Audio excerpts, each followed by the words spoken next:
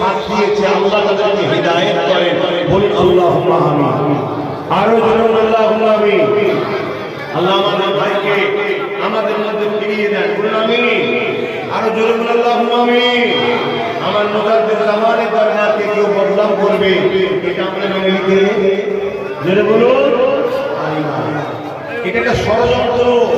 কেন পূর্ব ভারতের মানুষ এক এরিয়া হয়ে তারা হুজুরকে মেনে আজও ঈমান অবস্থাতে আছে।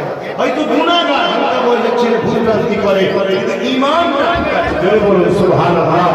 এজন্য ফুরফুরা শরীফের মুজাদ্দিদ জামান থেকে সরাবার নানা রকম চক্রান্ত করছে, আর এদের পিছনে কোটি কোটি টাকা জালিম অত্যাচারী শাসকরা দিচ্ছে। টুকরা টুকরা করে দাও, সিলসিলার মুরিদগুলোকে ভাগ করে দাও, শেষ করে দাও, বেঈমান করে দাও।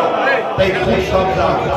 দাদা হুজুর পাঁচ হুজুরকে মজবুত করে ধরে, তার আওলাদদের মধ্যে যাকে পছন্দ একবারে গেলে কথা করবেন, বাকি আওলাদদের সমালোচনা করবেন।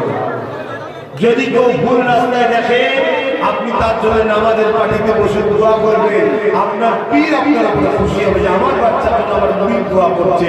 তাই আমি দোয়া করি, একটা দুটো বিগড়ে যাচ্ছে, আল্লাহ তাদেরকে হিদায়াত দেন। বলুন আল্লাহুম্মা আমিন। একটা দুটো লোভে পড়ে যাচ্ছে, আল্লাহ তাদেরকে হিদায়াত দেন। বলুন আল্লাহুম্মা আমিন।